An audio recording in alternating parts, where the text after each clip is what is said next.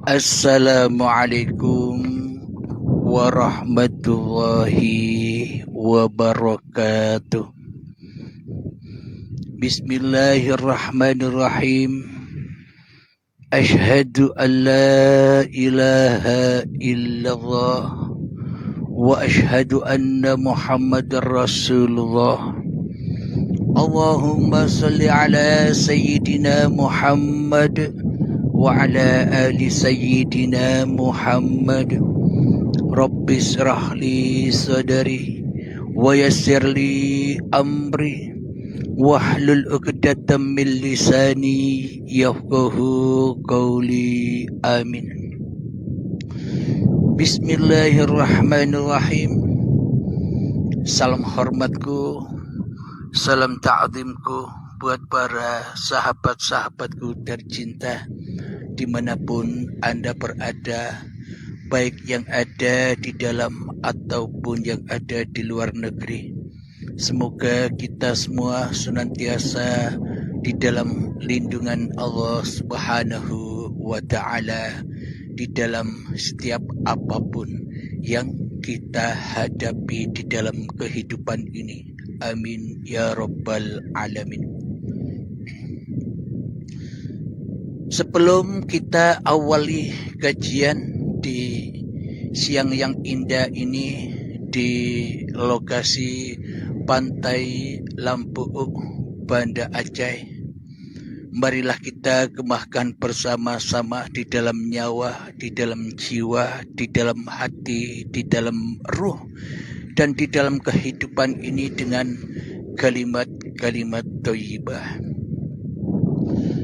Subhanallah walhamdulillah wa la ilaha illallah wallahu akbar wa la hawla wa la quwwata illa billahil aliyyil azim. Sadaqallahul azim. Kali ini kajian kami beri judul Aku Menyaksikan Aku. Apa maknanya? Selama ini di dalam kehidupan ini yang ada, yang wujud, yang nyata, yang hidup di dalam hati kita hanyalah aku, diri manusia kita sendiri.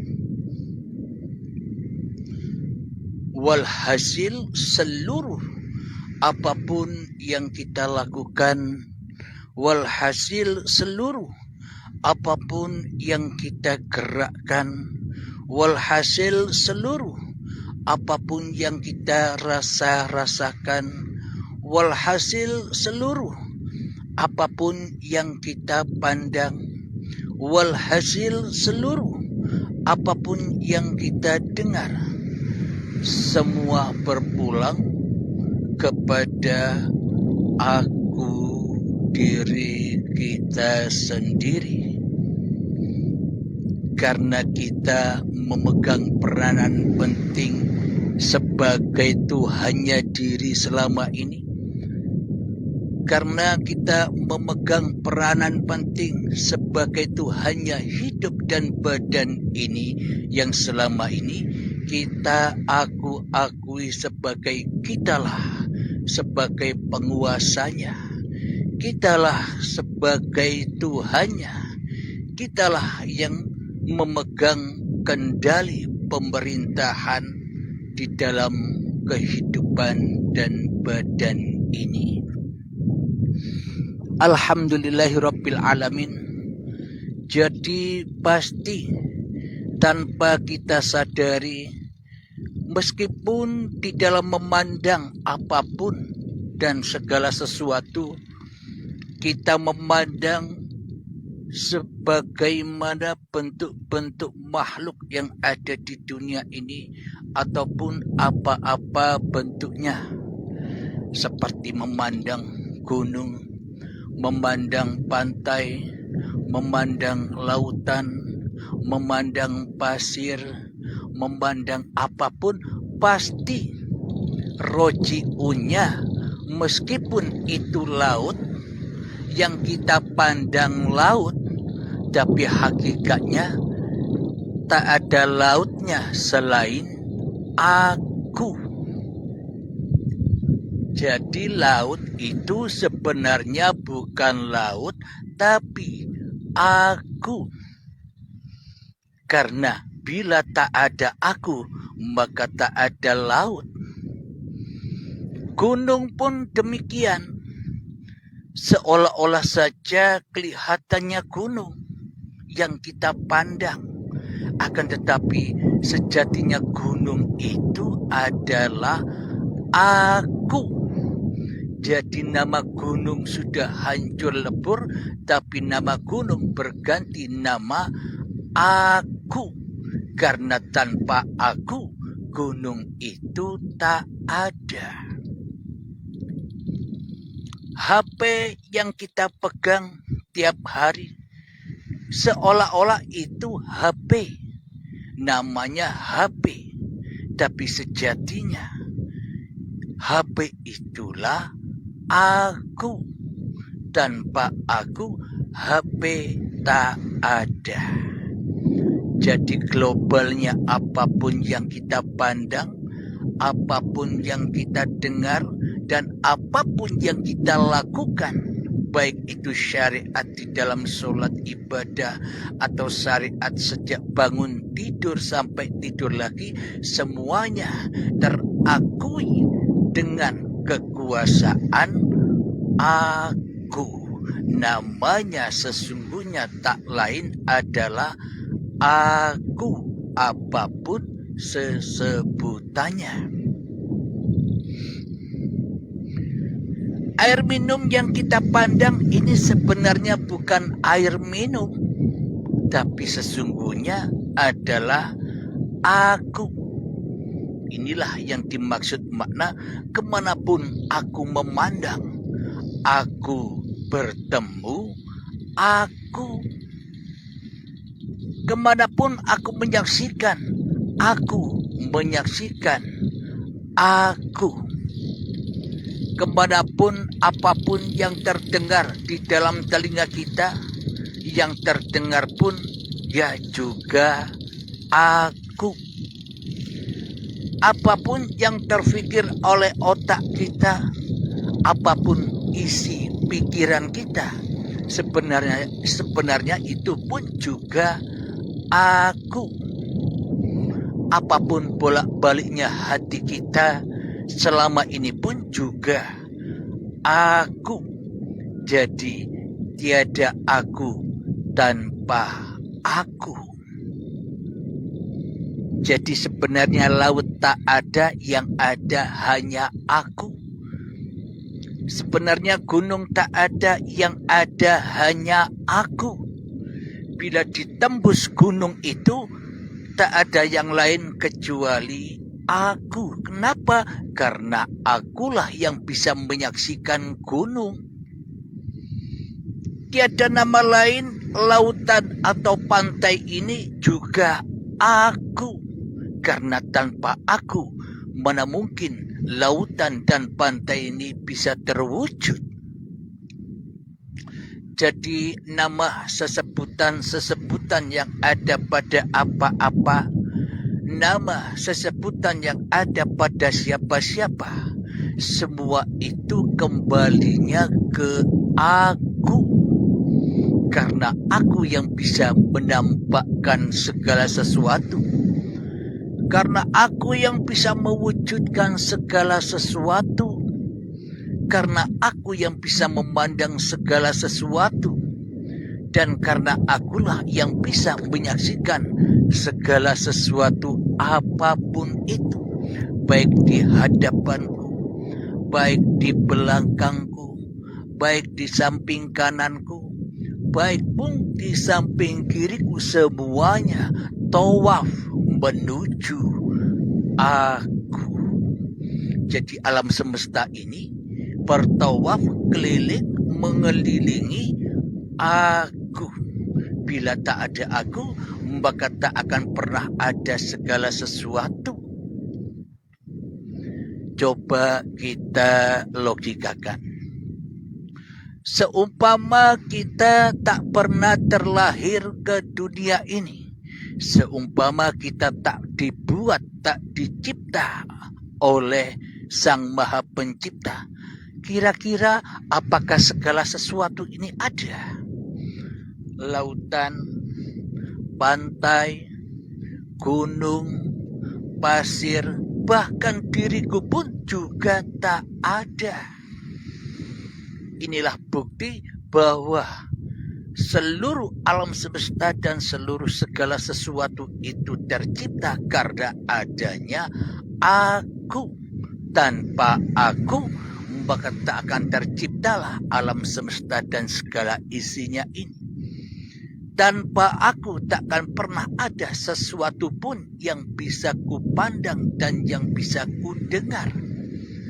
Karena sebelum aku dilahirkan, sebelum aku diciptakan, sebelum aku didatangkan, maka semua segala sesuatu alam semesta ini takkan ada. Jadi lebih dulu mana antara aku dengan alam semesta ini? Kalau menurut syariatnya ya dahuluan alam semesta ini. Kalau menurut syariatnya ya dahuluan segala sesuatu ini. Logikanya begini. Dulu 50 tahun yang lalu sebelum saya lahir, kan segala sesuatu, kan segala alam semesta ini kan sudah ada. Inilah syariatnya. Jadi kata orang tua kita, kamu sebelum lahir aku sudah ada, kata orang tua kita. Dan segala sesuatu pun juga sudah ada. Inilah bukti bahwa alam semesta dan segala sesuatu ini tercipta demi aku, demi manusia, demi rasul-rasulnya, demi utusan-utusannya, demi ciptaan-ciptaannya, dan demi makhluk-makhluknya. Itu secara syariatnya. Akan tetapi secara hakikatnya yang ada di dalam diri kita, sebelum kita ada, sebelum kita terwujud, sebelum kita hidup dan dihidupkan, apakah kita bisa menyaksikan segala sesuatu? Apakah kita bisa melihat galaksi yang ada di luar angkasa yang begitu hebat luasnya?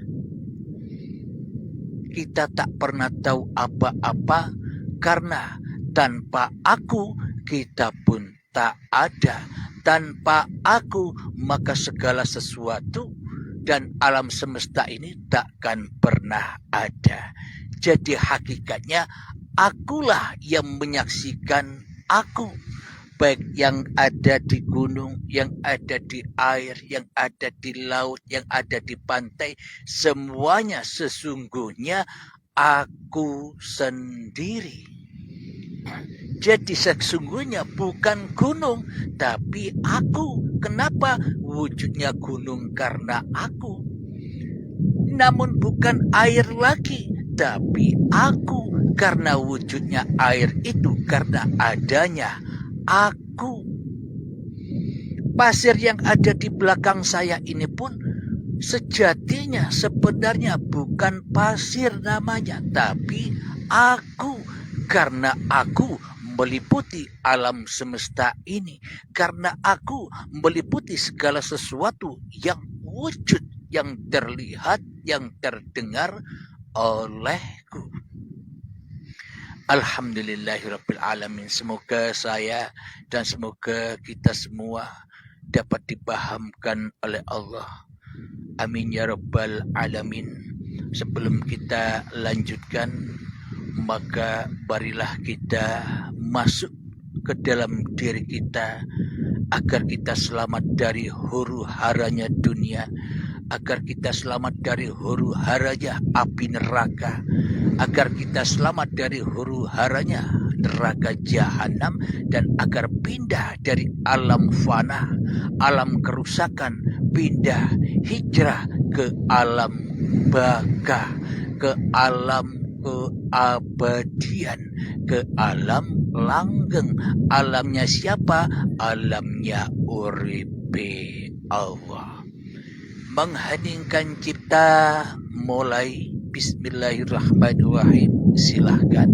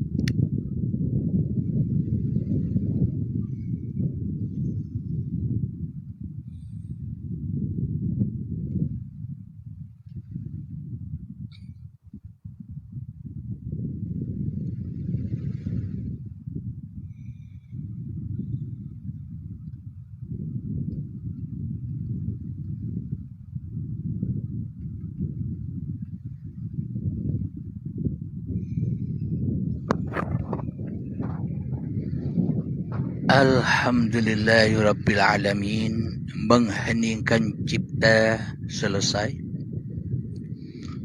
Bismillahirrahmanirrahim. Kita lanjutkan kembali.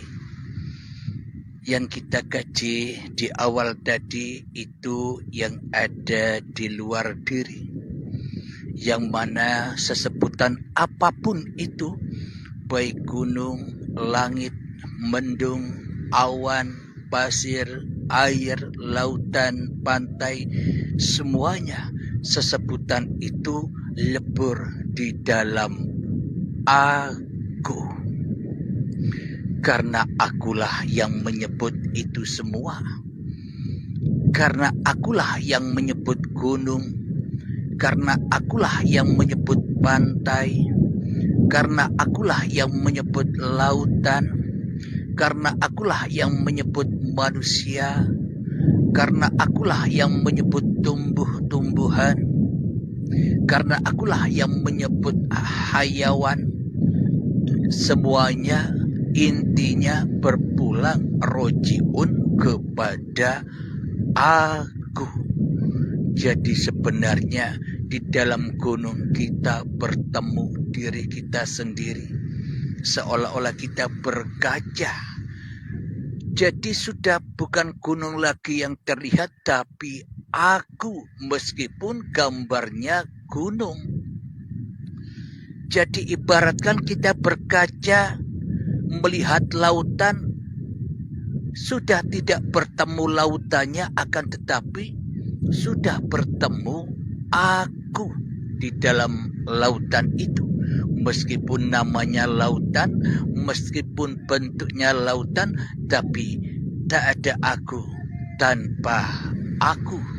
Tak ada lautan tanpa aku. Tak ada pegunungan tanpa aku. Tak ada pasir tanpa aku. Dan tak ada semua apapun yang disebut-sebut manusia tanpa aku. Inilah yang dimaksud. Kemanapun kau hadapkan wajahmu, kemanapun kau hadapkan arah pandangan matamu, dan kemanapun kau hadapkan arah pendengaran telingamu, dan kemanapun arah hatimu, bolak-baliknya hatimu pasti pulang kepada aku. Itu yang ada di luar diri kita. Selanjutnya kita kaji yang ada di dalam diri kita. Misal telinga kita, misal hidung kita, misal tangan kita, badan kita, kaki kita. Meskipun semua itu namanya berbeda-beda, ujung-ujungnya pulangnya kepada aku. Hidungku, wajahku, kepalaku, telingaku, leherku, mulutku, tanganku, kakiku, dan sebagainya kembali kepadaku. Meskipun ini namanya tangan, tapi sesungguhnya aku. Meskipun kelihatannya ini kaki dan namanya kaki, tapi kembalinya kepadaku. Karena sesungguhnya tangan dan kaki dan serta badan beserta apapun nama-nama yang ada di badan ini, tanpa aku maka mereka takkan tercipta, mereka takkan pernah ada tanpa aku. Maka dari itu, dulu ketika kita masih pencarian di dalam babakan ilmu tauhid, ketika kita masih pencarian di dalam ilmu hakikat makrifat, oleh guru-guru kita disuruh berkaca agar tahu bayangan-bayangan kita, agar tahu hakikat sejati diri manusia kita yang hanya bayangan Tuhan. Alhamdulillahirabbil alamin. Berjalan kemanapun kaki ini melangkah, kelihatannya yang melangkah kaki, tapi pada intinya, pada sejatinya, pada yang sesungguh-sungguhnya bukan kaki lagi yang berjalan, tapi aku yang berjalan. Meskipun kelihatan tangan ini selalu bergerak mengikuti mengikuti perintah aku, tangan ini menjadi rasulnya aku, tangan dan kaki ini menjadi utusan aku, tangan dan kaki ini menjadi pesuruh aku. Meskipun namanya pesuruh, meskipun namanya utusan, meskipun namanya rasul, meskipun namanya tangan dan kaki, toh kembalinya semuanya tiada aku tanpa aku. Inilah yang dimaksud syahadat tunggal. Inilah puncak-puncaknya syahadat itu, yakni aku menyaksikan aku.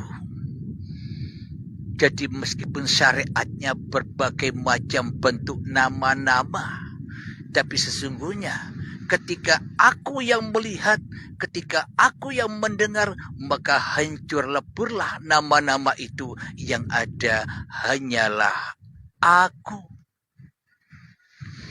Kira-kira kajian dari awal tadi hingga kini sahabat-sahabatku bisa memahami. Mudah-mudahan Anda semua bisa memahaminya. Terutama bagi yang sudah berbaiat pasti paham.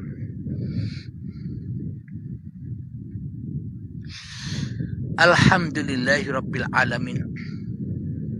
Jadi inilah yang disebut ahadnya Rasul dengan yang berrasuli, ahadnya Muhammad dengan Tuhannya, Ahmad bila mim, Ahmad tanpa mim, yakni ahad. Teraplikasi di dalam Al-Quran dan diabadikan, Muhammad bukan kamu yang melempar, tapi aku yang melempar. Kelihatannya Muhammad yang melempar, tapi sesungguhnya aku yang melempar. Karena aku Muhammadnya sudah hancur lebur di dalam aku Tuhannya. Aku hidupnya Muhammad sudah hancur kiamat, sehingga bangkit kembali kepada aku Tuhannya. Inilah yang dimaksud syahadat tunggal itu. Jadi Muhammadnya, jadi manusianya sudah tak bisa menyaksikan apa-apa lagi.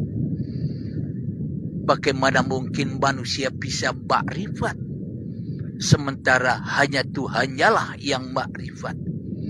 Jadi sesungguhnya manusia yang sudah makrifat, yang benar-benar makrifat adalah ketika manusianya sudah tidak makrifat lagi kepada dirinya, kepada hawa nafsunya. Bagaimana mungkin manusia bisa makrifat kepada Allah? Bagaimana mungkin manusia bisa ma'rifatullah, sementara makrifat pada dirinya saja tak bisa. Alhamdulillahirabbil alamin. Jadi untuk mengaplikasikan syahadat tunggal ini, selamilah, pahamilah, hayatilah keterangan dari awal tadi hingga saat ini. Jadi inti dari paparan uripe Allah ini ada di sini, yakni aku menyaksikan aku. Jadi memang untuk menuju kepada aku ini, ya kita harus mengorbankan akunya harta kita. Ya kita harus rela dan ridho mengorbankan akunya ilmu kita. Ya harus rela dan ridho mengorbankan akunya amal-amal kita. Ya harus kita rela mengorbankan kekayaan kita. Ya kita harus rela dan ridho menanggalkan dan meninggalkan hidup dan badanku. Sehingga itulah yang dikatakan kita menyaksikan kiamat secara langsung bagi sahabat-sahabat yang sudah berbaiat, sudah melewati jalan ini. Jadi tanpa kiamat, tanpa kita menyaksikan diri kiamat itu, maka selamanya takkan pernah ada iman, apalagi Islam. Jadi disinilah terbongkarnya bahwa rukun iman yang kelima, yakni iman kepada hari kiamat atau iman kepada hari akhir, itu bukan hanya percaya doang kepada kiamat kubro yang katanya langit dan bumi dipertemukan dan dihancurkan. Bukan itu iman kepada hari kiamat. Kalau itu yang dibuat acuan untuk iman kepada hari kiamat, lantas bagaimana mungkin ada nabi dan rasul? Lantas bagaimana mungkin ada orang Islam, ada aulia Allah, bila kiamatnya belum datang, bila kiamatnya belum terjadi? Apakah kita disebut beriman kepada Allah, beriman kepada malaikat, beriman kepada kitab-kitab Allah, beriman kepada Rasul, beriman kepada hari kiamat, beriman kepada qada dan qadar, serta kita berjumpa dengan rukun Islam, syahadat, sholat, zakat, puasa, haji, tanpa kita mati dulu, tanpa kita bertemu dengan kiamat kematian diri kita, tanpa kita bisa menyaksikan kekiamatan hidup dan badan kita maknanya dipersembahkan lagi dengan rela dan ridho kepada Tuhannya, bagaimana mungkin hati kita bisa selamat? Maka bila belum terjadi kiamat, maka iman kepada Allahnya hanyalah dusta dan pura-pura saja. Bila belum kedatangan kiamat di dalam hatinya, maka iman kepada malaikatnya hanya angan-angan pura-pura dan kedustaan saja. Bila belum kedatangan hari kiamat kubra di dalam hatinya, maka tak akan pernah ada kebangkitan. Mana mungkin bisa beriman kepada kitab-kitabnya Allah. Bila belum kiamat, mana mungkin bisa beriman kepada rasul-rasulnya Allah. Bila belum kiamat, bagaimana mungkin kita bisa bertemu dengan kodok dan kodarnya Allah. Selama ini kodok dan kodar itu kita akui sebagai kodok dan kodarnya hawa nafsu kita sendiri. Semua jatuh rojiun kepada kita yang berkuasa atas kodok dan kodar, atas apapun yang mengalami kita, apapun yang kita kerjakan selama ini. Maka kehidupan, maka semuanya penuh dengan kepalsuan. Imannya palsu, syahadatnya palsu, sholatnya palsu, zakatnya palsu, puasanya palsu. Dan selama ini kita tak pernah berpuasa, meskipun kita full puasa di dalam Ramadan tiap tahun, tapi sejatinya kita tak pernah puasa. Kenapa? Karena kita tidak ada imannya, karena kita tidak ada Tuhannya. Gai Tuhan karpe dewe, mentuhankan diri kita sendiri, maka hancur leburlah iman dan Islam itu. Maka semuanya pasti tersesat. Iman kepada iblis dan setan yang selama ini telah lama sudah kita jadikan pemimpin hati kita sendiri selama ini, sehingga yang ada di dalam hati kita hanyalah akunya iblis, akunya setan, akunya hawa nafsu kita sendiri. Maka dari itu selama ini kita tidak pernah menyangka bahwa meskipun kita melihat pantai, bahwa kita ketika melihat gunung, bahwa kita ketika melihat lautan, bahwa kita ketika melihat apapun dan segala sesuatu, kita sejatinya menyaksikan diri kita sendiri. Kita tak pernah menyadari selama ini. Kenapa? Karena kita selama ini hanya bermain-main saja di dalam kehidupan ini, melupakan Tuhannya, melupakan penciptanya, melupakan yang membuatnya, melupakan yang menjadikannya. Seolah-olah kita selama ini kan jadi sendiri. Seolah-olah selama ini kan kita hidup sendiri. Seolah-olah selama ini kan kita punya badan sendiri.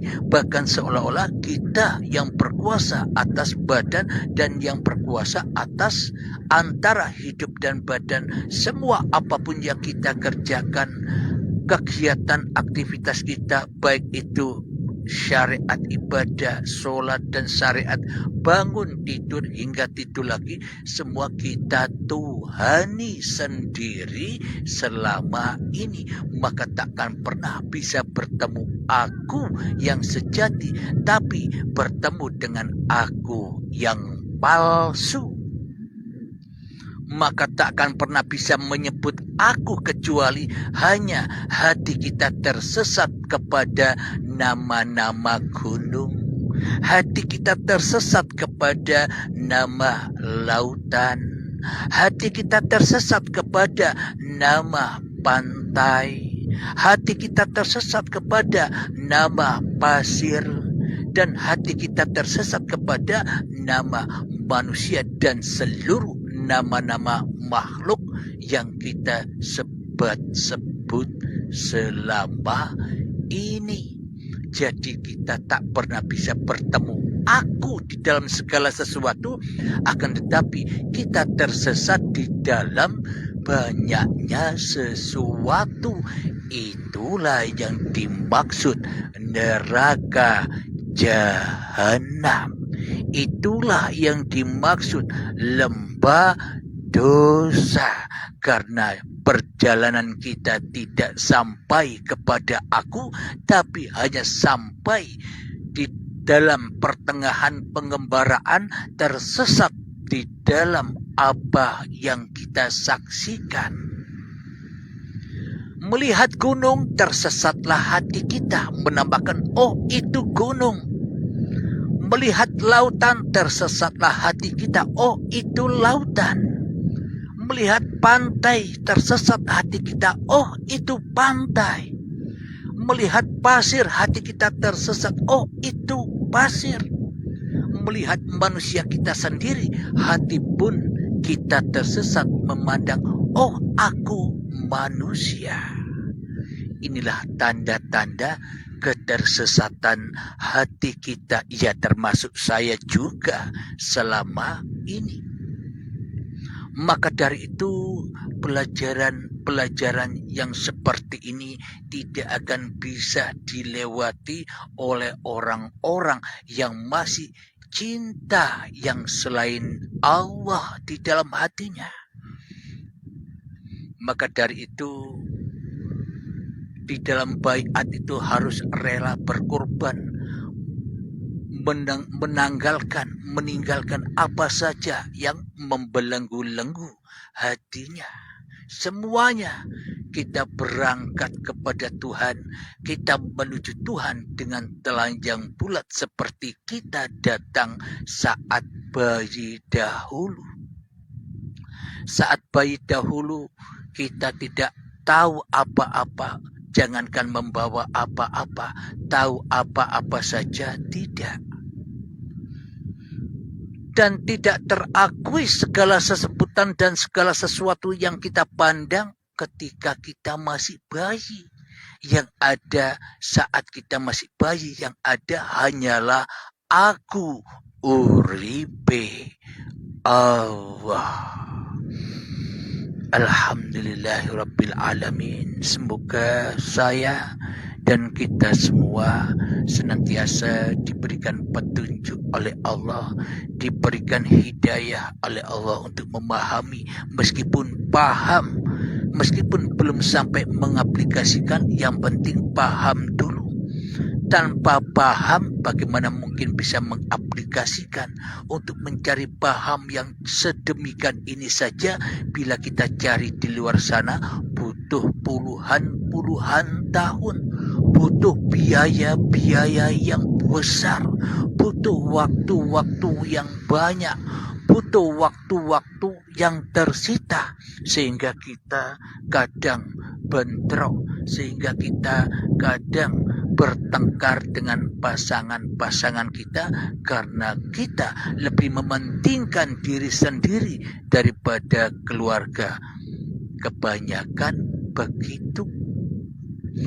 Akan tetapi para aulia, para wali zaman dahulu ketika mencari Tuhannya, ditinggalkanlah kerajaan-kerajaannya, ditinggalkanlah kekuasaan-kekuasaannya, ditinggalkanlah jabatan-jabatannya, ditinggalkanlah harta-hartanya, ditinggalkanlah kekayaan-kekayaannya, kuda-kudanya, peliharaan-peliharaannya, ditinggalkanlah anak dan istrinya. Ia pergi seorang diri, meninggalkan semuanya demi mencari Tuhannya. Para aulia, para wali zaman dahulu begitu. Karena memang syaratnya harus begitu. Akan tetapi pada zaman modern ini, terutama di paparan uripe Allah, janganlah begitu. Bukan masanya lagi. Kalau kita begitu, kita meninggalkan dunia, meninggalkan harta, meninggalkan kendaraan, meninggalkan urusan-urusan dunia, meninggalkan anak, meninggalkan istri, guna kita ingin bertapa menyendiri di hutan, di lautan, di gua, di gunung. Toh nanti bila kita keluar dari keluarga kita menuju gunung untuk khalwat, zuhud atau bertapa, ketika kita sedang hening, ketika kita sedang bertapa, yang diingat hartanya, yang diingat rumahnya, yang diingat kerajaannya, yang diingat jabatannya, yang diingat anak istrinya. Ya percuma. Buat apa pergi jauh-jauh meninggalkan keluarga? Toh keluarganya masih dibawa di dalam hatinya. Lebih baik kita kumpul keluarga, lebih baik kita kumpul harta, lebih baik kita kumpul jabatan, lebih baik kita kumpul apapun yang kita miliki, asalkan mereka semua tidak masuk di dalam hati kita. Mereka di luar, ya tetap di luar. Yang di dalam hanyalah tempatnya Masjidil Haram, tempatnya Baitullah, tempatnya kita untuk bersujud kepada uripe Allah. Jadi meskipun kumpul dunia, tapi hatinya sudah berakhir, hatinya sudah naik ke langit, hatinya sudah di akhirat, hatinya sudah berakhir keakuan dirinya di hatinya. Alhamdulillahirabbil alamin. Semoga saya dan kita semua dipahamkan ya. Amin ya rabbal alamin. Sebelum kita akhiri, marilah kita kembangkan selawat dalimin daf'ul bala. Allahumma salli ala sayyidina Muhammad wa asrili zalimin bizalimin. Allahumma salli ala sayyidina Muhammad zalimin bizalimin wa akhrijna min bainihim salimin wa ala alihi wa sahbihi ajma'in. Alhamdulillahirabbil alamin. Akhir kalam. Assalamualaikum warahmatullahi wabarakatuh.